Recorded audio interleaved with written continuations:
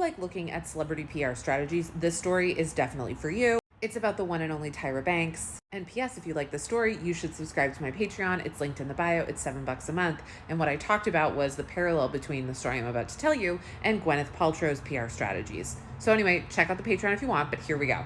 The legacy of America's Next Top Model has been that it wasn't really great for women. There was a lot of body shaming going on. And even though Tyra Banks wasn't the only person doing it, she was, the face of the show. So a lot of people now look at America's Next Top Model and they're like, well, that was really not great.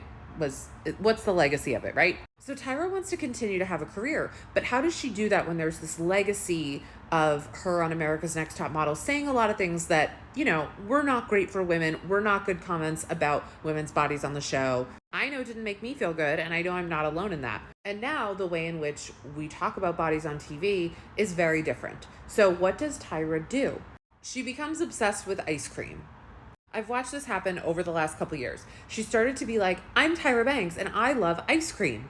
And then she has went on and opened up an ice cream parlor in Sydney, Australia. There's nothing wrong with all of these things, but do you see how that is a PR strategy? So now when people go like, hey, you actually made women feel really bad about their bodies and pushed unattainable body standards on people. She's like, no, I love ice cream. It's a smartish way, not the smartest, but it's a smart way to rehab your image. So now the conversation can be like, no, you know what? The early 2000s were a weird time.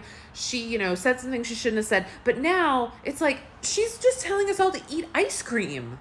When in reality, for many years, she was telling us, if you have a burger, take the bun off.